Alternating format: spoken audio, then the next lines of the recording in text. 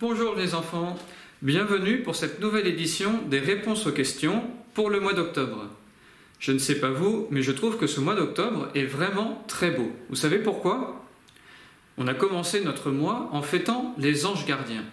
C'est merveilleux de savoir que le bon Dieu nous a donné des êtres invisibles, certes, mais qui sont là pour nous protéger, pour nous aider à aller au ciel. Vous ne trouvez pas? Ensuite, nous avons fêté Notre-Dame du Rosaire, le 7 octobre. La Vierge Marie, elle aussi, nous aide à aller vers Jésus, à mieux l'aimer. Et puis, à la fin du mois, on va fêter un grand saint. Vous savez qui c'est? C'est Saint Jean-Paul II. Il a été pape de 1978 à 2005. Et il a aidé l'Église et il peut aider encore chacun d'entre nous à placer sa vie sous le signe de la Vierge Marie.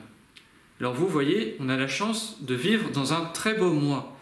Et j'espère que vous réussissez à faire le petit effort de ce mois en récitant chaque jour au moins une dizaine de chapelets.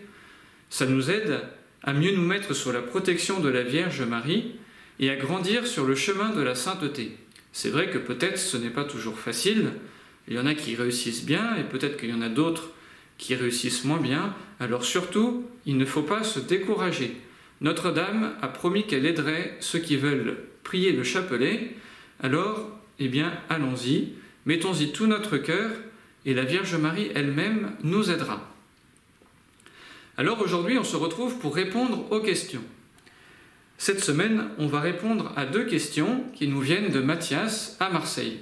Merci Mathias de nous poser aussi régulièrement tes questions.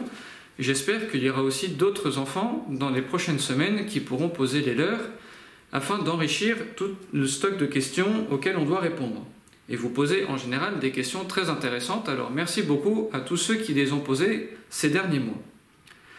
Les questions de Mathias sont en rapport avec le mois d'octobre. En effet, comme je l'ai dit, au début du mois, nous avons fêté les anges gardiens, et la première des questions de Mathias est justement sur les anges. Alors, remettons un peu les choses dans l'ordre. Dans le credo, le « Je crois en Dieu » que l'on proclame chaque dimanche à la messe, on dit « Je crois en Dieu, créateur du ciel et de la terre, de l'univers visible et invisible ». Cette formule est très ancienne. Elle a été écrite par un concile qui s'est réuni à Nicée en 325. Un concile, c'est une assemblée d'évêques pour résoudre un certain nombre de questions dans l'Église. Le tout premier, c'est celui-là, à Nicée en 325. Ils nous ont donc donné une formule de proclamation de la foi que nous récitons tous les dimanches. Et Mathias a bien vu qu'on parle donc de l'univers visible, donc la terre, les astres, les hommes, les animaux, et puis de l'univers invisible. Alors qu'est-ce que c'est? Le catéchisme de l'Église catholique nous aide à comprendre. Il nous dit que cet univers invisible, ce sont les anges. Alors, qu'est-ce que c'est qu'un ange? Dans l'Écriture sainte, les anges, ce sont des esprits, c'est-à-dire que ce sont des êtres qui ont une intelligence, une volonté, mais ils n'ont pas de corps. Ils ont été créés par Dieu avant les hommes, ils sont donc plus parfaits que nous, et là où ça devient intéressant, c'est quand on se demande pourquoi est-ce que le bon Dieu les a créés? Saint Paul, dans la lettre aux Hébreux, il nous dit ceci. Les anges sont des esprits, comme on a déjà dit, chargés d'une fonction.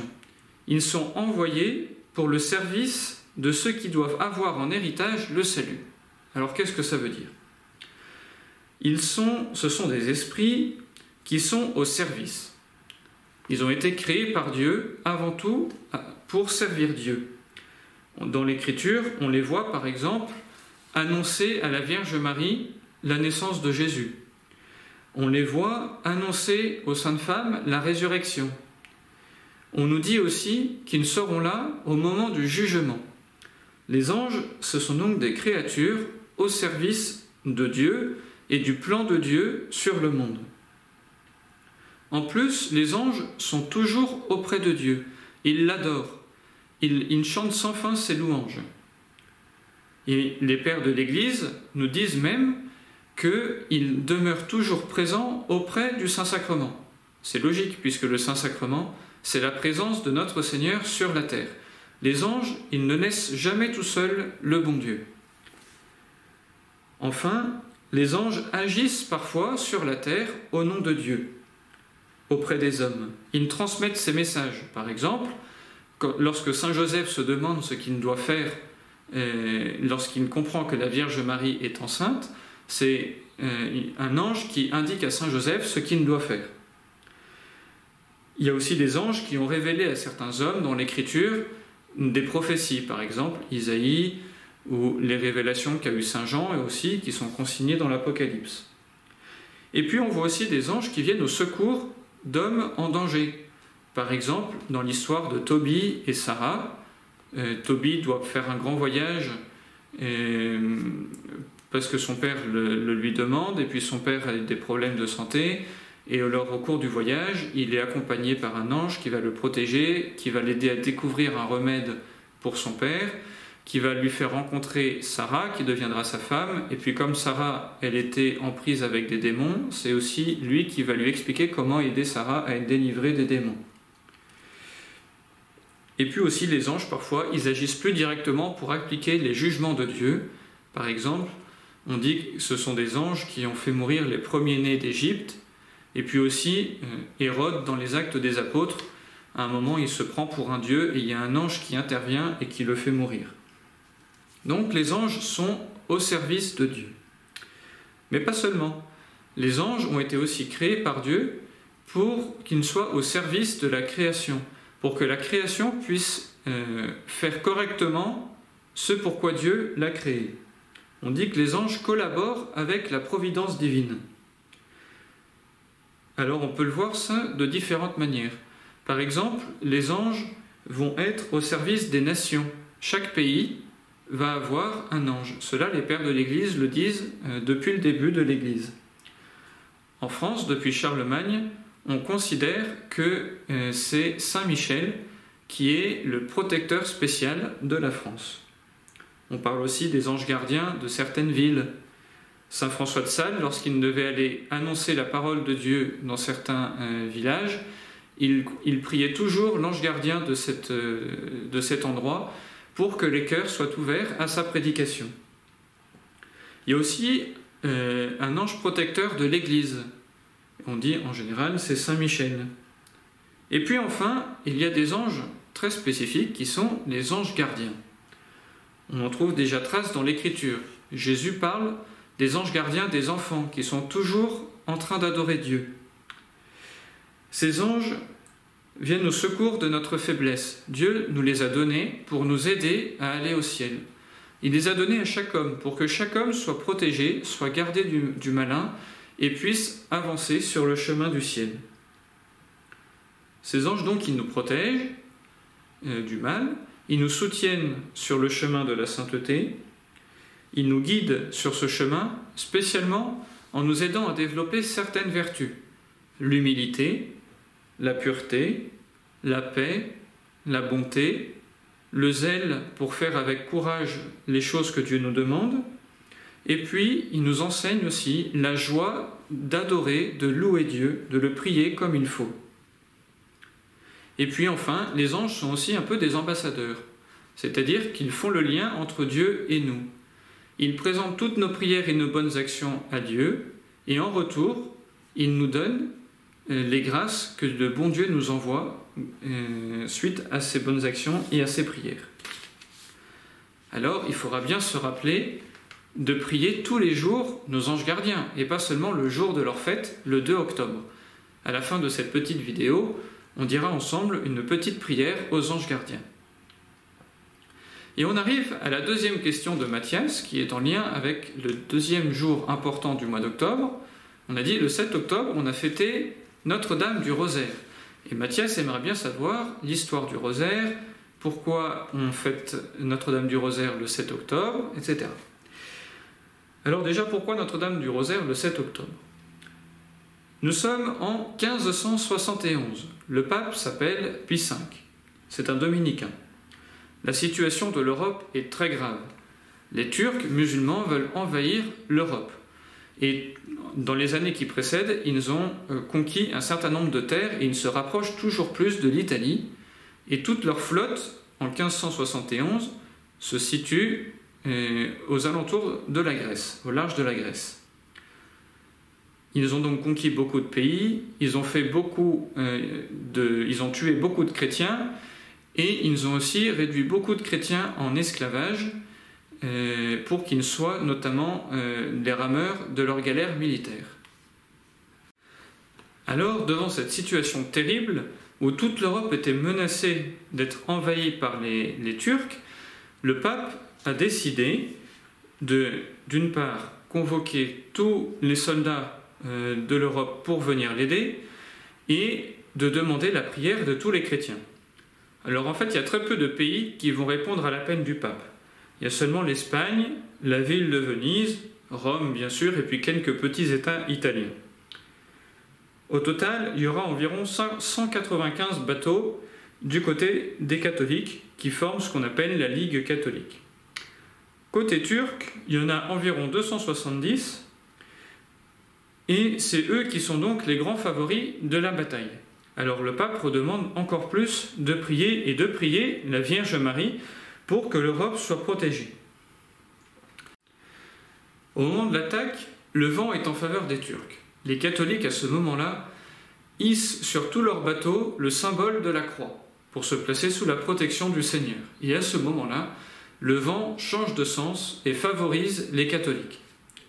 Au terme de la bataille, il y a 30 000 morts côté turc contre 7 650 côté chrétien et 15 000 chrétiens sont libérés de l'esclavage. Le pape, en vision, est mis au courant par le ciel de la victoire et il s'empresse de rendre grâce à Dieu pour cette victoire éclatante qui soulage toute l'Europe. Et donc, depuis ce jour, dans l'Église, on fête le 7 octobre Notre-Dame du Rosaire. Mais alors, d'où nous vient la prière du Rosaire? Alors là, il faut remonter encore plus tôt. En 1214, un prêtre espagnol se trouve dans le midi de la France, vers Toulouse, entre Toulouse et Albi, là où il y avait une hérésie qui s'appelait les Cathares. Ce prêtre, il s'appelle Dominique, et il va fonder les Dominicains. Les Cathares, c'était donc une hérésie, c'est-à-dire une erreur sur la foi, et jusque-là, tous les prédicateurs catholiques qui avaient été envoyés ne réussissaient pas à ramener les gens à la vraie foi. Et Dominique comprend que c'est parce que tous ceux qui l'ont précédé ne vivaient pas de manière fidèle l'Évangile. Alors lui, il part dans la forêt pendant 3 jours, il va prier, il va faire pénitence pour demander pardon pour toutes les infidélités, et au cours de sa prière, la Vierge Marie va lui apparaître en lui disant que pour chasser l'hérésie, il doit avoir recours à la prière du Rosaire. Peu de temps après, il a une nouvelle apparition de la Vierge Marie où Notre-Dame lui explique le sens du Rosaire et du « Je vous salue Marie ». Et depuis ce moment-là, les dominicains vont s'appliquer à répandre dans toute l'Europe la prière du Rosaire. Mais avec le temps, cette prière était un peu tombée en désuétude. Alors, au XVe siècle, on a un autre saint, le bienheureux Alain de la Roche, qui reçoit du ciel la mission de développer à nouveau la prière du Rosaire. Il va organiser les confréries du Rosaire, c'est-à-dire des petits groupes où on se rassemble pour prier ensemble le chapelet. Donc on voit que la Vierge Marie tient à la prière du Rosaire. C'est elle qui la confie à saint Dominique, c'est elle qui va chercher Alain de la Roche pour qu'il remette à l'honneur cette prière, et puis ensuite, au cours de l'histoire, elle va susciter d'autres saints qui vont répandre cette dévotion. On peut penser en France à saint Louis-Marie Grignon de Montfort, au XVIIe siècle. En Italie, il y a le bienheureux Bartolo Longo, qui s'est converti suite à une intervention à l'aide du ciel et qui est devenu un apôtre du chapelet au point de faire construire un sanctuaire en l'honneur de Notre-Dame du Rosaire à Pompéi, aux alentours de Naples. Et puis, au XXe siècle, en 1917, on a les apparitions de Fatima, où la Vierge Marie demande de prier le rosaire. Et elle demande de prier le rosaire pour la paix et pour la famille. Ce sont 2 intentions toujours actuelles. Alors le rosaire, c'est un mot qui peut peut-être sembler un peu étrange. Pourquoi est-ce qu'on parle de rosaire? Dans le Moyen-Âge, Le mot rosaire, il vient du mot rose, et il me semble qu'il existait la tradition de couronner de roses certaines statues, notamment la Vierge Marie, en signe de la prière que l'on avait fait. Le rosaire, c'est un peu comme si on donnait un bouquet de roses à la Vierge Marie à travers notre prière, d'où le nom rosaire. Le rosaire est donc composé de 3 mystères, c'est-à-dire de 3 séries de 5 événements de la vie de Jésus que l'on contemple, parce que la Vierge Marie, elle veut nous aider à travers la prière du rosaire à mieux connaître Jésus et à mieux l'imiter. En 2002, Saint Jean-Paul II a voulu rajouter une 4e série pour que l'on contemple vraiment tous les événements de la vie de Jésus. On a donc le lundi et le samedi les mystères joyeux, avec l'Annonciation, la Visitation, la naissance de Jésus, la présentation au temple, et Jésus perdu et retrouvé au temple à 12 ans. Le mardi. Ensuite, on a les mystères lumineux, c'est ceux que Saint Jean-Paul II a rajoutés, où là, on contemple la vie publique de Jésus, le baptême de Jésus, les noces de Cana, la transfiguration, la prédication de Jésus, la scène, l'institution de l'Eucharistie. Ensuite, on a les mystères douloureux, le mardi et le vendredi, avec l'agonie de Jésus au Jardin des Oliviers, la flagellation, le couronnement d'épines, le portement de croix, et puis la mort de Jésus. Et puis enfin, le mercredi et le dimanche, il y a les mystères glorieux, donc le triomphe de Jésus, la résurrection, l'ascension, la Pentecôte, l'Assomption de la Vierge Marie et le couronnement de la Vierge Marie au ciel. À travers cette prière, on suit donc Jésus pas à pas, avec l'aide de la Vierge Marie. C'est un peu comme si on rentrait dans son cœur pour contempler avec elle tous les événements de la vie du Fils de Dieu. Et cela, ça doit nous aider à mieux aimer Jésus, et du coup, à mieux aimer notre prochain, à avancer sur le chemin de la sainteté avec l'aide de la Vierge Marie. Alors j'espère avoir bien répondu à Mathias et à ces 2 questions, et je vous propose de terminer par une petite prière à notre ange gardien pour lui confier la fin de ce mois d'octobre, qu'il nous aide à être bien fidèles à notre prière du rosaire et à aller de l'avant sur le chemin de la sainteté. Ange de Dieu qui êtes mon gardien, gardez-moi, guidez-moi, gouvernez-moi, préservez-moi du malin. Ô vous à qui je fus confié par la miséricorde divine. Amen. Merci les enfants, bon dimanche demain et à bientôt.